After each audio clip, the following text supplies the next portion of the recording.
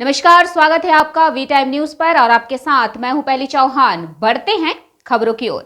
मुर्शिदाबाद के फरक्का में बहादुरपुर ग्राम पंचायत का नया प्रधान गठन। सिद्दीका खातून शुक्रवार को बहादुरपुर ग्राम पंचायत की प्रधान चुनी गई। विधायक मोनिरुल इस्लाम की उपस्थिति में मुख्य गठन की प्रक्रिया पूरी होने के बाद तृणमूल कार्यकर्ता और समर्थक खुशी से झूम उठे। चलो चलें आबिर। उल्लेखनीय है कि कुसुम साहा जुलाई 2023 से फरक्का के बहादुरपुर ग्राम पंचायत की मुखिया के रूप में प्रभारी हैं। हालांकि कुसुम साहा का ओबीसी प्रमाण पत्र फर्जी साबित हुआ। जंगीपुर के एसडीओ ने कुसुम साहा का ओबीसी प्रमाण पत्र और सदस्यता खारिज कर दी। हालांकि कुसुम साहा इस मामले को लेकर उच्च न्यायालय का दरवाजा खटखटा रही हैं। इसी बीच प्रमुख पद पर रहते हुए उनकी सदस्यता और ओबीसी प्रमाण पत्र रद्द कर दिए जाने के बाद स्वाभाविक कारणों से उन्हें प्रमुख पद से हटा दिया गया।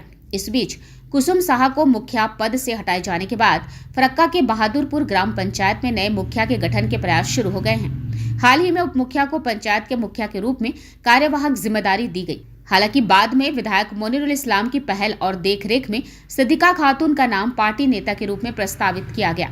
इसके बाद शुक्रवार को सभी सदस्यों के समर्थन से सिद्दीका खातून को मुखिया चुन लिया गया। नए प्रमुख के निर्वाचित होने पर विधायक मोनिरुल इस्लाम और तृणमूल कार्यकर्ताओं और समर्थकों ने खुशी और जश्न मनाया।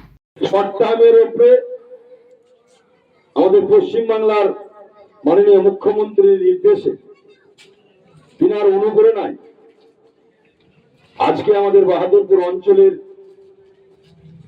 14टा ग्राम पंचायतेर मेम्बर 3টে पंचायत समितिर मेम्बर बराबरই 2016 থেকে बहादुरपुर अंचल तृणमूल कांग्रेस के ভালোবেসে এসেছি। তাই আজকে আমাদের 14-0 ভোটে আমাদের সিদ্দিকা খাতুনকে বাহাদুরপুরের সমস্ত গ্রাম পঞ্চায়েতের মেম্বার সমর্থন করে ভোটে জিতিয়ে নিয়ে এসে আজকে ওনার নতুন ভাবে পথ চলা শুরু হলো। আমি প্রত্যেকটা মেম্বারদের কাছে পঞ্চায়েত সমিতি, জেলা পরিষদ এবং ব্লক নেতৃত্ব সর্বোচ্চভাবে আমরা ওনাকে সহযোগিতা করব।